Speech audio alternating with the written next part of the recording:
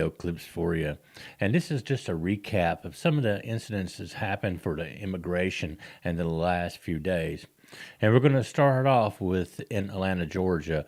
Now, this is B-roll that's from ICE or HSI, where they went into the Hyundai facility and arrested 400 plus individuals. But during the process of the news reporting, it made it sound like it was only Korean people, but there was more than Korean people involved. Also, we're going to go into, again, the initial contacts of sexual predators that are being arrested in Chicago and in Minnesota. So let's go ahead and take a look at these videos, and thank you very much for watching. Here we are in Savannah, Georgia, ladies and gentlemen.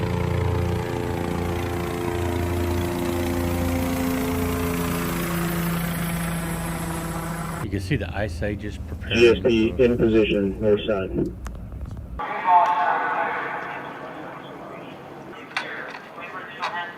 Again, now this video is courtesy of HSI or ICE.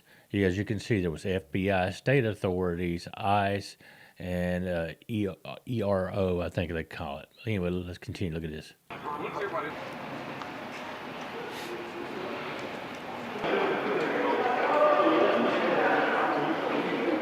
Keep coming this way, please.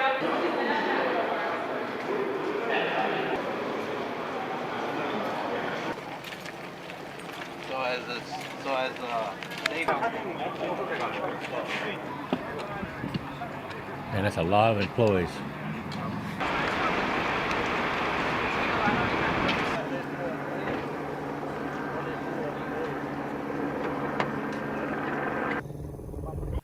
Okay, right here you're going to see, like I was saying, it's not only Koreans. These people here, they don't look like Koreans at all. And from what I understand, this is like a runoff, maybe some sewage in it. I wouldn't be in that water.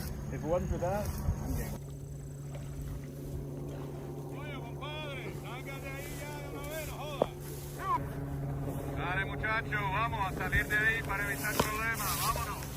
I think he's telling him, hey, dude, get out of this shit and come up here. We'll dry you off and clean you up and give you a good meal and a plane ticket back home. Worried about guns. Any weapons in you?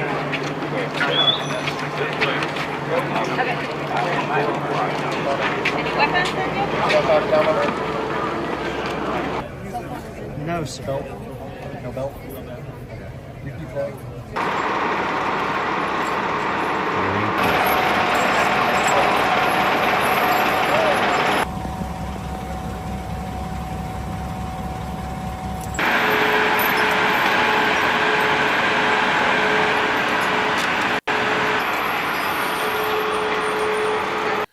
Okay, at this point, some people are going to say, oh my God, they're mistreating them. They're putting the leggings on them. No, this is standard operating procedure for transporting criminals or anybody that's in custody. You handcuff them and you make sure that they're not going to be a threat. Because you got to remember, on the top of how these people seem so innocent or victims, they're actually not. They've broken the law. And some of these people are going to actually do whatever it takes not to be transported out of the country.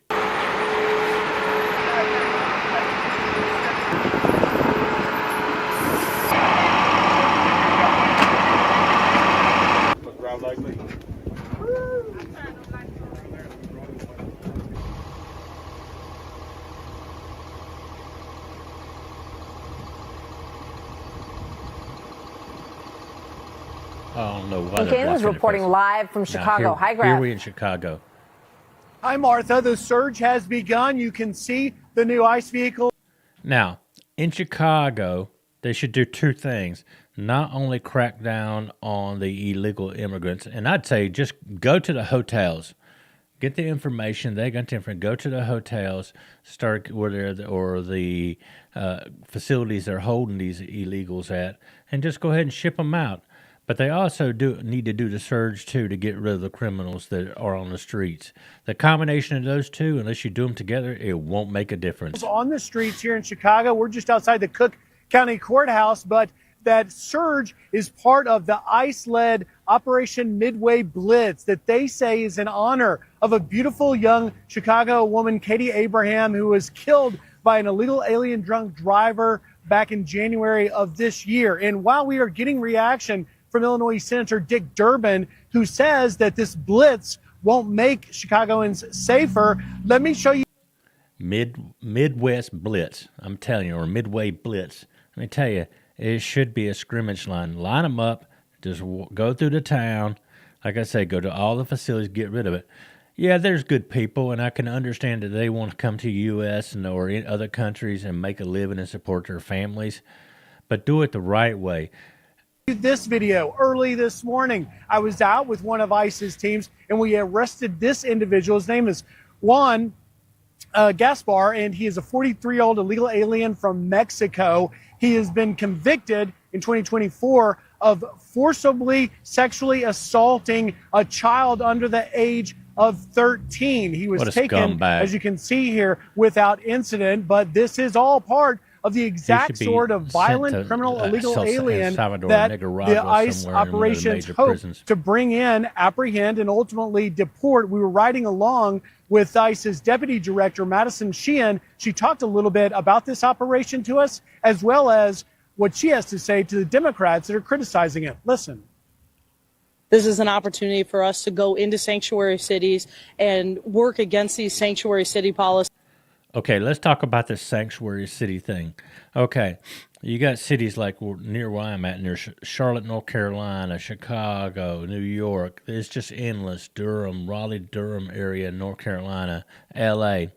They talk about sanctuaries for illegal immigrants or migrants, as they call it. But it's not that. It's a sanctuary for criminals, because if you go into like the former governor of North Carolina, Roy Cooper, and at that time who was the Attorney General, who is now our Governor Stein, they did the cashless bail thing, which actually led to part of the process that caused the gentleman that stabbed a Ukrainian girl lately. So it's a twofold, it's two magnitudes that go to this that they need to work on. Not only the illegal immigration in sanctuary cities, but they need to work against the elected officials who are putting these policies that are endangering the public. And not let them deter ICE from being able to do our work, to go after the worst of the worst, just like the guy behind me who committed sexual assault against a minor. I mean, these criminal aliens have wreaked havoc on the American people for years, and that time is over. And even not only illegal aliens, like I say, it's other people. For the guy who just stabbed that the Ukrainian girl, she wasn't illegal. The person who was escaping the war, who was stabbed on a transit system in Charlotte, it has to fall back to three things. First, well, actually more. It has to the former governor, the former state attorney, who is now our governor, and for the judge, the magistrate, who had no business being in that position at all. And it looks like she was trying to make money by putting people into her own nonprofit with her partner. What a shame! This is shit, man.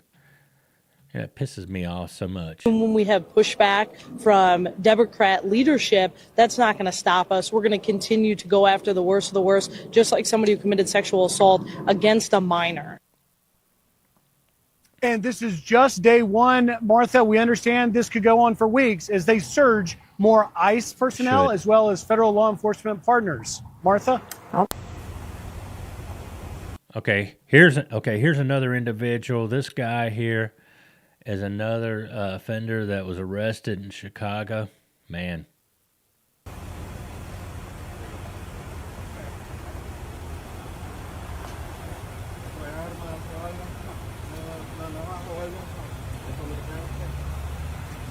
The streets are so much safer getting these people off.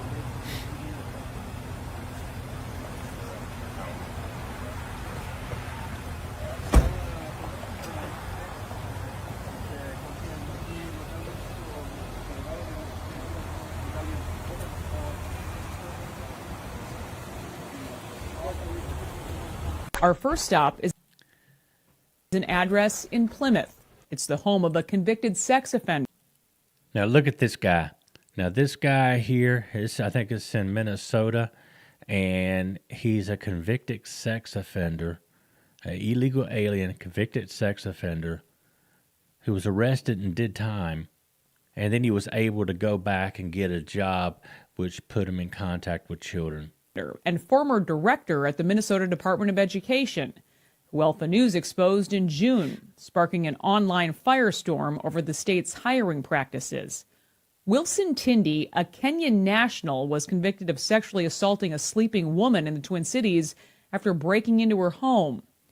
Tindy pled guilty to the crime 9 years ago. A judge ordered his removal from the United States. But a federal judge ultimately ruled that Tindy's removal was not warranted. Tindy spent 18 months in ICE.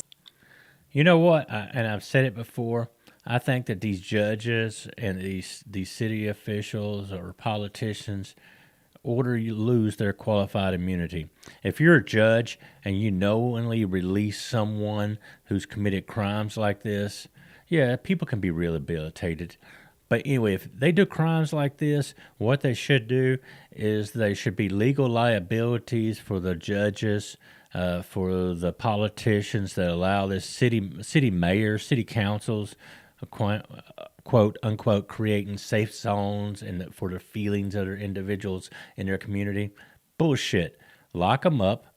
Now, if somebody does a minor crime, like I seen the other day, some kid stole some money from a Dollar General. He was wrong. I admit he was wrong. But the crime or to justify the sentence and stuff like this, the sentence order is lock our asses up and throw away the key and then go after the judges and the politicians that put these policies in place. Custody, and then landed taxpayer-funded positions at 2 separate Minnesota state agencies.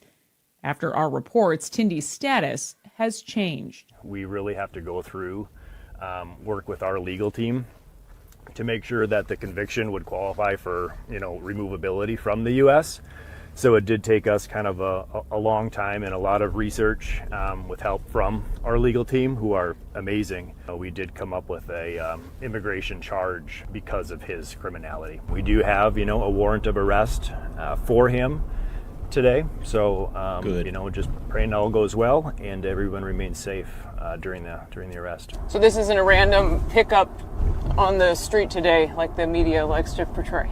Right. Yep. It is not. Lots of hours went into this case. ICE officers park blocks away to wait for the right moment to. Oh, let's talk about this now. Another thing that the left likes to talk about is disappearing. I see it all the time. I looked at some videos this morning trying to come up with the content about this subject, and they say, oh, these people were disappeared. No, they wasn't. They wasn't disappeared. What it was is they were taken off the streets where they had committed crimes. It's like putting somebody in a normal jail. They don't disappear them. You only disappear if a UFO comes down and snatches them away. Move in. We're expecting him to leave the apartment, and normally he does go like northwest when he comes out of there. So we'll be probably the third car back. They've been surveilling him for a while. He was heading towards his apartment. Within minutes, they're on the move. They got license sirens on right now. Walking up to the townhouse, Tindy is already in handcuffs in his garage next to his BMW. Again, thank you, ladies and gentlemen, for watching the videos. This sometimes just irritates me so much and gets my blood boiling. When I watch individuals like this, and especially the politicians, the newscasters, the pundits that want to push everything that somebody's such a victim. The victims here are the American people, the kids, the woman that was on that train, the innocent Ukrainian refugee who was stabbed in the neck. I did a video about that last time, but these people, and then when you, especially with the train incident, you have people just look at her and ignore, what does this world come to? I don't know. But leave your comments below and we will see you on the next news.